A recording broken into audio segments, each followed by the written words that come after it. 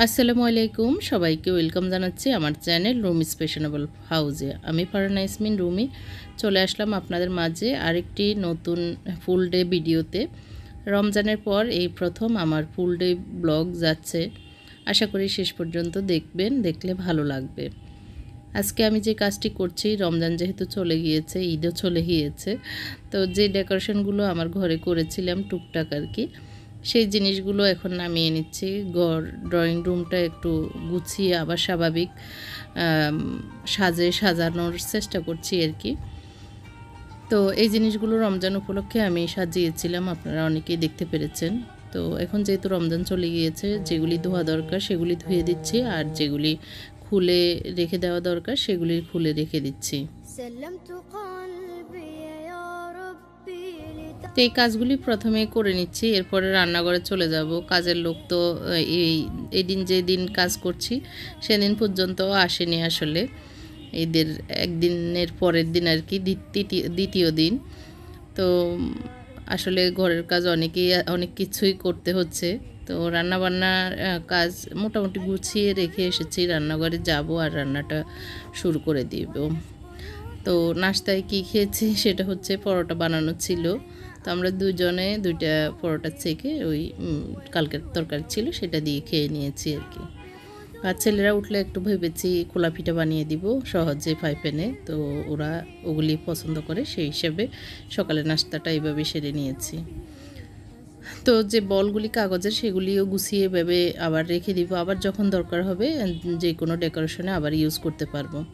আর এখানে যে লেখাগুলি সেগুলিকে আমি ক্লিপের সাহায্যে, এগুলি কাঠের ক্লিপ মালয়েশিয়া থেকে এনেছিলাম, তো এগুলো খুলে এভাবে আবার যত্নের সহকারে রেখে দিব, আবার যখন রমজান আসবে আবার হয়তো এগুলি দিয়ে সাজিয়ে নিতে পারবো।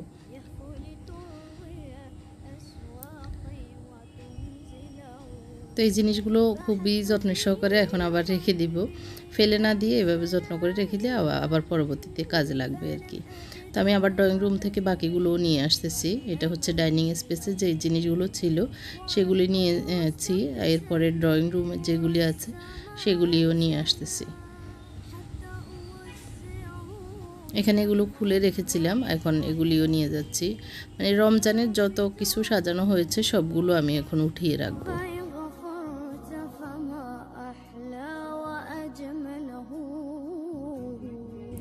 তো এগুলিও সেমভাবে আমি এগুলি আবার খুলে এভাবে ইয়ে করে নিচ্ছি আর কি, ক্লোজ করে নিচ্ছি, ক্লোজ করে আবার বেঁধে রাখতেছি, তাহলে একদম ছোট হয়ে থাকবে আর কি। এগুলির প্যাকেটগুলোও রেখে দিয়েছি, কিন্তু এখন আর প্যাকেটে না ঢুকিয়ে এভাবে এমনি রেখে দিব। এই যেভাবে বেঁধে বেঁধে রেখে দিলে একদম ছোট জায়গায় এগুলো যে কোনো জায়গায় রাখা যাবে। তো আমি ভাবতেছি এগুলি আমাদের যে নতুন একটা ওভেন কিনেছি, যে ওভেন সেই ওভেনের কার্টুনটা খালি উঠাবো ভেবেছিলাম ইয়ের উপর আর কি, বক্সের উপর। তো ভাবলাম যে আজকে এই জিনিসগুলো ওই কার্টুনটাতে সব একসাথে ঢুকিয়ে রেখে দিই। এখন টি টেবিলের উপর যে জিনিসগুলো ছিল সেগুলি নিয়ে যাচ্ছি। তো এই কাঠের জিনিসগুলো বয়ুম, কাচের বয়ুম, সেগুলিও রেখে দিব। আর এখানে তো রমজান লেখা এই বেলুনগুলি, এগুলি আসলে একবার ফুলিয়ে নেওয়ার পরে আর এগুলিকে ক্লোজ করা যায় না, তো ফেলতেও ইচ্ছা করছে না। ভাবলাম যে রেখে দিই, যদি ভালো থাকে আবার আগামী বছর ইউজ করব। তো আমি যে কস্টিপ দিয়ে লাগিয়েছি সেই কস্টিপগুলো খুলে নিচ্ছি, আর গ্লুগান দিয়ে যে কাগজের ফুলগুলো লাগিয়েছি সেগুলো মানে গ্লুগানগুলো খুলে নিয়েছি খুব সহজে। তো এই কার্টুনটাতে এখন আমি সবগুলো একসাথে রেখে দিব।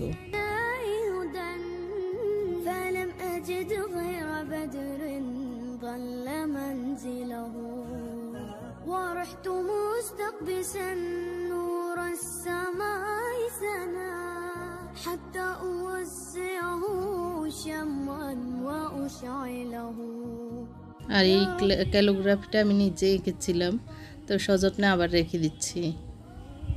বেলুনগুলো সবগুলোর উপরে রেখে দিচ্ছি, দেখা যাক যদি না ইয়ে হয়ে যায় আর কি, বাতাস না বের হয়, যদি এভাবে থাকুক। আর পাতলা যেহেতু আসলে অসুবিধা হবে না মনে হচ্ছে। তো এখন হচ্ছে সবগুলো মিলিয়ে পুরো কার্টন ভরে গিয়েছে। এখন কুশন কাপড়গুলি খুলে ধুতে দিয়ে দিব। ধুতে দিব বলতে নিজেই ধুতে হবে, ওয়াশিং মেশিনে দিব না, নিজে হাতে এগুলি ধুয়ে দিব, ছোট ছোট যেহেতু কুশন কাপড়গুলি। তো আমি একটু সাবানের গুঁড়া দিয়ে ভালো করে ভিজিয়ে রেখে সুন্দর করে বেসিংয়ে ধুয়ে দিব।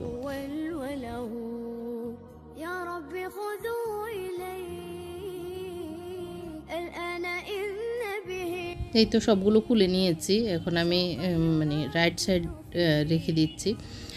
আর আপনারা হয়তো মনে করবেন এগুলি রং উঠে যাবে কি না, আসলে রং উঠবে না, এগুলি অ্যাক্রিলিক কালার, রং নষ্ট হবে না আবার উঠবেও না। আর এই কুশনের কাভারের কাপড়টা একটু মোটা হওয়ার কারণে ভালোই। তো এই যে আমি ধুয়ে এখন নিয়ে এসেছি, একটু রং ওঠেনি, একটা কষও ওঠেনি। তো যতটুকু হয়তো ধুলাবালি ছিল একটু ময়লা ওইটুকু উঠেছে আর কি। তো আমি মানে রাইট সাইড উল্টিয়ে নিচ্ছি, মানে উল্টা দিকে রোদে দিচ্ছি আর কি, যাতে মানে এতে কোনো ধুলাবালি থাকলে যেন না লেগে যায়। তো এইভাবে সবগুলো শুকাতে দিয়ে দিয়েছি। তো এগুলো শুকানো হলে আমি কার্টুনে ঢুকিয়ে নেব। তো ভালো করে চিপে মানে রোদে দিয়েছি যাতে শুকিয়ে যায়, রোদও আছে, শুকিয়ে যাবে। তো এটা বিকেলের দিকে শুকিয়ে যাওয়ার পরে যে আমি ভাঁজ করে নিয়েছি, একটু রং উঠেনি। তো আবার যখন লাগাবো আয়রন করে লাগাবো, এখন এইভাবে রেখে দিচ্ছি। তো কার্টুনের মুখ তো এখনও খোলা, কার্টুনের মুখ খুলে আমি রেখে দিচ্ছি। আবার যখন উপরে আমি টয়লেটের উপরে যে ফল ছাদ থাকে সেখানে রাখবো আর কি। তো ওখানে রাখলে ধুলাবালি ঢুকতে পারবে, এই জন্য আমি কস্টেপ লাগিয়ে মুখটা বন্ধ করে দেব। তো এইভাবে ক্লোজ হয়ে গেল আমার একটা বড় কাজ। আর ভাত ডাল রান্না করে নিয়েছি সকালেই, নাস্তার সাথে সাথে এগুলি বসিয়ে দিয়েছিলাম, যার কারণে একটা কাজ এগিয়েছিল। এখন রান্না করব, মাছ ভাজি করব। আর এখানে একটু চিংড়ি মাছ নিয়েছি, লাউ রান্না করব। আর চিংড়ি মাছের মাথা নিয়েছি আর কি, আর চিংড়ি মাছগুলো চুপ রান্না করব, এই জন্য রেখে দিয়েছি। আর এখানে লাউর চামড়া, লাউ সিল্কা বলি, সিল্কা ভাজি করব আলু দিয়ে। আর এখানে কারি পাতার একটা ঢাল ভেঙে গিয়েছে, শুকিয়ে গেছে, এখন আমি ধুয়ে রেখেছি, তরকারিতে দিয়ে দিব। লাউ রান্না করব, আর হচ্ছে লাউর চামড়া ভাজি করব মাছ দিয়ে, আর হচ্ছে মাছ ভাজি করব, এমনি শুকনো ভাজি আর কি মাছ। তো এটাই প্ল্যান। তো লাউটা একটু শক্ত ঈদের আগের দিন এনেছিল আমার হাজব্যান্ড, যার কারণে একটু মনে হচ্ছে কচি ভাবটা চলে গিয়েছে, একদম শক্তও না আবার একদম নরমও না। তো ভাবলাম যে এমনি হতে অনেক সময় লাগবে, প্রেশার কুকারে রান্না করি। তো আপনাদের সাথেও প্রেশার কুকারে কীভাবে শক্ত লাউ রান্না করছি শেয়ার করছি। সরিষার তেল দিয়ে রান্না করছি, পেঁয়াজ, রসুন, আর দিয়েছি কাঁচামরিচ পেস্ট, একটু মরিচ পাউডার, আর একটু হলুদ পাউডার, লবণ, পরিমাণ মতো সব কিছু দিয়ে ভালো করে নেড়ে চেড়ে আমি লাউগুলোও দিয়ে দিব। আর প্রেশার কুকারে রান্না করলে খুব সহজে, মানে খুব কম টাইমে হয়ে যায়। এখানে আমি একটা টাকি মাছ দিয়েছি, আর একটা মানে পুকুরের মাছের মাথা দিয়েছি, আর কিছু চিংড়ি মাছের মাথা দিয়ে দিয়েছি। চিংড়ি মাছগুলি আমি একটু বিকেলে স্যুপ রান্না করব, এই চিন্তা থেকে রেখে দিয়েছি। আর হচ্ছে একটু পানি দিয়ে একটু মাছগুলি কষিয়ে নিচ্ছি।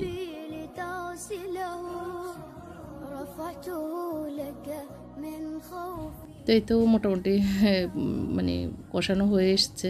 আমি এর ভিতরে আরও একবার উল্টিয়ে দিয়েছি। তার একটু কষানো হলে আমি মাছগুলি উঠিয়ে নিব। এখন উঠিয়ে নিব না, এভাবে দিয়ে দিব, একটু কারি পাতা দিয়ে দিয়েছি, আর দিয়ে দিচ্ছি লাউগুলি। তা আমি বিসি ফেলে দিয়েছি করতে করতেই, তারপরও একটু সতর্কতার জন্য আর কি প্রেশার কুকারে দিয়ে দিচ্ছি।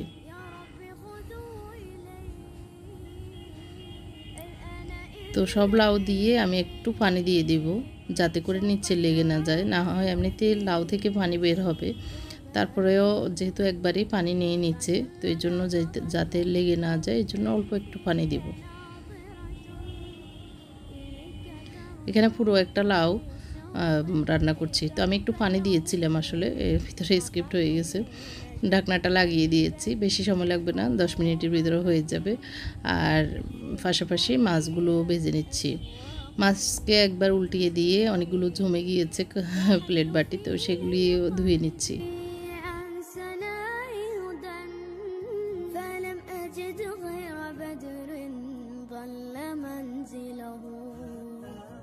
নতুন এই ঝুড়িটা একদম সিঙ্কের উপরে রেখে ধোয়া পাতলা জিনিসগুলো রাখা যায়, তো আমি ওইভাবে রেখে এখন জিনিসগুলো রেখে দিচ্ছি যাতে পানি ঝরে যায়, না হয় কাউন্টার টপের উপরে একদম পানি পড়ে থাকে।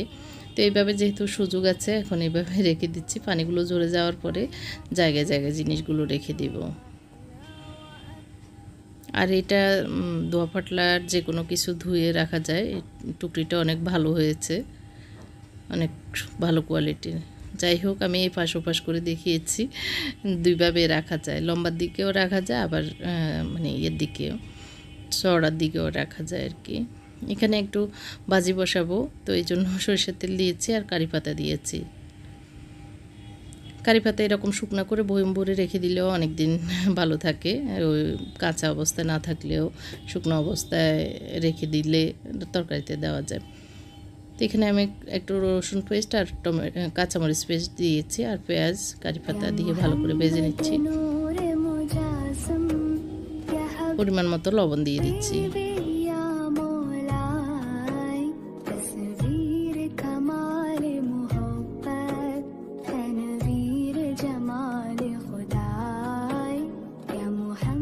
ভালো করে নেড়ে চেড়ে মশলাগুলি ভেজে নিচ্ছি। অনেকক্ষণ নেড়ে চেড়ে মশলাগুলি ভেজে নেওয়ার পরে আলু আর লাউর চামড়াগুলি কুচি করে রেখেছিলাম এগুলি দিয়ে দিয়েছি। তো একটু উল্টিয়ে পাল্টিয়ে দিচ্ছি যাতে নিচের মশলাগুলো উপরে চলে আসে। আর ডাকনা দিয়ে রেখে দিব, এগুলো সফট হওয়া পর্যন্ত এভাবে থাকুক। এর ভিতরে লাউটা হয়ে গিয়েছে আর ডাকনাও খুলে গিয়েছে, খুবই নরম সফট হয়ে অনেকগুলো পানি বেরিয়ে গিয়েছে, দেখতে পাচ্ছেন। আমি কিন্তু এত পানি দিইনি, আমি সামান্য একটু পানি দিয়েছি। তো প্রথমে একটু সরিষার তেল দিয়ে কষিয়ে নিয়েছিলাম, এখন একটু ভাগার দিয়ে দিচ্ছি লাউ আর কি। তো আমি ভাগারটা একটু বাটিতেই দিব। অর্ধেক লাউ আমি আজকের জন্য বাটিতে নিয়ে নিচ্ছি, আর অর্ধেক লাউ যেহেতু এখানে একটা গোটা লাউ মানে মাঝারি আকৃতির আর কি, তো আর বাকি অর্ধেক হয়তো আগামী দিন খাওয়া হবে, এর জন্য বক্সে নিয়ে নিচ্ছি, ঠান্ডা হলে ফ্রিজে রেখে দিব।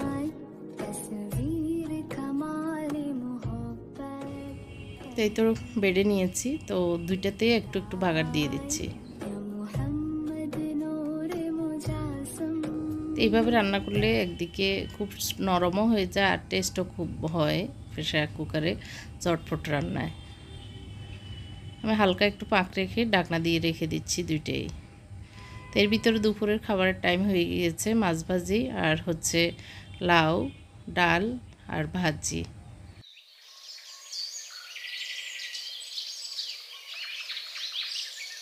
কিছুক্ষণ আসলে রেস্ট নিয়েছি খাওয়া দাওয়ার পরে, এরপরে চায়ের পালা। ঘুমাইনি, মানে চা খেয়ে নিচ্ছি। খেয়ে আমরা একটু বের হব, রেডি হয়ে নিয়েছি, আগাম নামাজও পড়ে নিয়েছি আর কি। নামাজের এখনও আজান দেয়নি, নামাজ পড়ে আমরা একটু চা খেয়ে বেরিয়ে যাচ্ছি একটু ঘোরাঘুরি করতে আর কি। তেমন কিছুই না, বললাম যে আমাকে রিকশায় করে একটু ঘুরিয়ে আনেন। কোথাও যেতে ইচ্ছে করছে না, মনে হচ্ছে ফাঁকা রাস্তায় একটু ঘুরলে মনে হয় নিঃশ্বাস নিলেই ভালো লাগবে আর কি। তো উনি বললো চলো, অসুবিধা কি। তো বললাম একটু চাটা খেয়ে যাই, তাহলে ভালো লাগবে। বাইরে খেতেও ইচ্ছে করছে না, কোথাও বসবো না। আর এখন কিছু মানে অনেক যে বন্ধ রেস্টুরেন্ট। এই ভিডিওগুলি হচ্ছে ঈদের দ্বিতীয় দিন আর কি, ঈদের পরের দিন। তা আমরা এর ভিতরে বেরিয়ে পড়েছি, একদম বনশ্রীর দিকে চলে এসেছি। বনশ্রীর যে সরা রোডটা, মেন রোডটা আর কি, ওটাতে একটু রিক্সায় করে, এই যে পাশে আফতাবনগর বামে আর ডানে হচ্ছে বনশ্রী, একটু সোজা যাচ্ছি, ভালোই লাগতেছে। মোটরওয়ালা গাড়িগুলি, রিক্সাগুলি ছুটতে ভালোই লাগে আর কি। তেমন গাড়ি ঘোড়া নেই, খুবই ফাঁকা রাস্তাঘাট।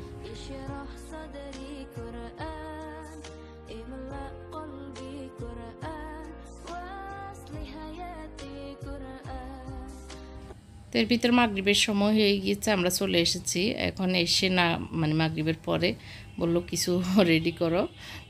তো আমি সকালে রেডি করে রেখেছিলাম, তো এগুলি দিয়ে একটু স্যুপ রান্না করব। চিকেন নিয়েছি আর হচ্ছে চিংড়ি মাছ কুচি করে নিয়েছি, বরবটি নিয়েছি আর হচ্ছে একটা পেঁয়াজ কুটে নিয়েছি। ক্যাপসিকাম, গাজর এই কয়েকটা আইটেম দিয়ে একটু ক্যাপসিকাম নেইনি সরি, সবজি মানে পাতাকপি দিয়ে একটু সবজি স্যুপ বানাবো। তো প্রথমে একটু লবণ আর রসুন, আদা এগুলি দিয়ে একটু চিংড়ি এবং চিকেনটাকে একটু কষিয়ে নিচ্ছি পানিতে। আমরা 2-3 জনে খাবো সেই পরিমাপে পানি দিয়েছি, একটু দিয়েছি কাঁচামরিচ পেস্ট অল্প পরিমাপে।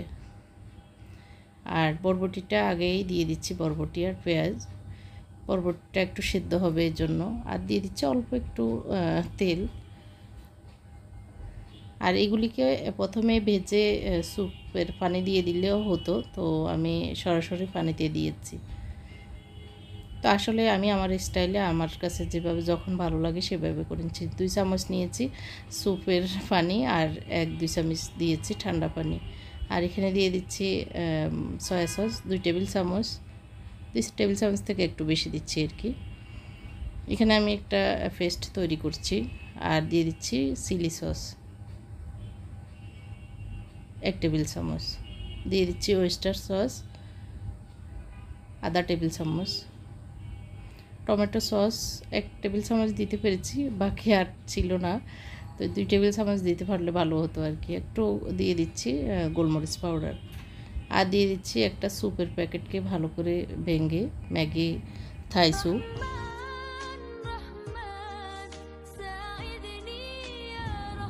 এখন দিয়ে দিব একটু কর্নফ্লাওয়ার। আমি যেহেতু বেশি করে করছি একটা স্যুপে কিন্তু হয় না, তো কর্নফ্লাওয়ার দিয়ে দিচ্ছি 2 টেবিল চামচের থেকে একটু বেশি হবে।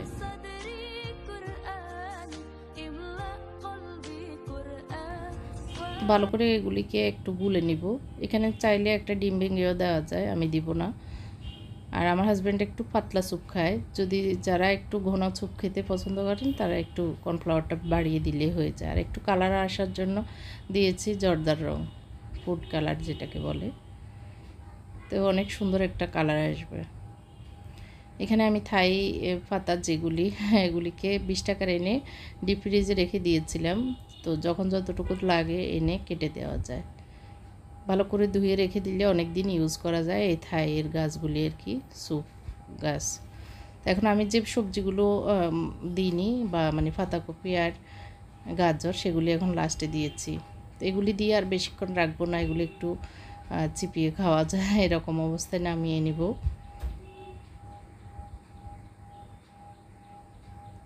বরবটিটা নরম হয়ে গিয়েছে, এরপরে আমি যে পেস্টটা তৈরি করে রেখেছি সেটা দিয়ে দিচ্ছি। দিয়ে ভালো করে নেড়ে চেটে এখন নামিয়ে নেব। বেশিক্ষণ আর লাগবে না, জাস্ট ঘন হয়ে আসলে মানে বলক এসে ঘন হলেই চুলাটা বন্ধ করে দিব। তো ফুল একটা ডে আপনাদের সাথে শেয়ার করছি। হ্যাঁ, আশা করি আপনাদের ভালো লাগছে। কমেন্ট করে জানাবেন কোন বিষয়টা বেশি ভালো লেগেছে। একটু চিনি দিয়ে দিয়েছি 1-2 চিমটির মতো আর কি। যারা আমার চ্যানেলে নতুন এসেছেন, এখন আমার চ্যানেলটি সাবস্ক্রাইব করেননি, প্লিজ আমার চ্যানেলটি সাবস্ক্রাইব করে আমার পাশেই থাকবেন।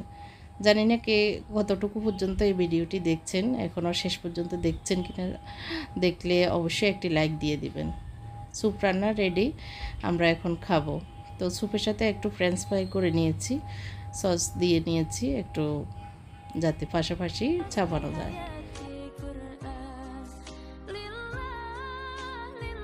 এই তো ছেলেদেরকেও রাখতেছি, ওরাও আসতেছে আর আমরাও বসে গিয়েছি। ঈদের আমেজ তো এখনও কাটেনি, অনেকে হয়তো বাড়িতে গ্রামে আছেন, অনেক আনন্দ করতেছেন। তো আমরা যেহেতু বাড়িতে যেতে পারিনি, বাসায় ছিলাম, একটু রেস্ট নেওয়া হয়েছে, বেশি ঘোরাঘুরিও করতে পারিনি, আসলে করতে ইচ্ছেও করেনি, যার কারণে বাসায় আছি। তো আল্লাহ সবাইকে আবার সুস্থ শরীরে ঢাকায় বা যার যার গন্তব্যে পৌঁছার তৌফিক দান করুক, এই দোয়া করছি। আর আমাদের জন্য সবাই দোয়া করবেন। আজকের মতো এখানেই বিদায় নিচ্ছি। আল্লাহ হাফেজ, আসসালামু আলাইকুম।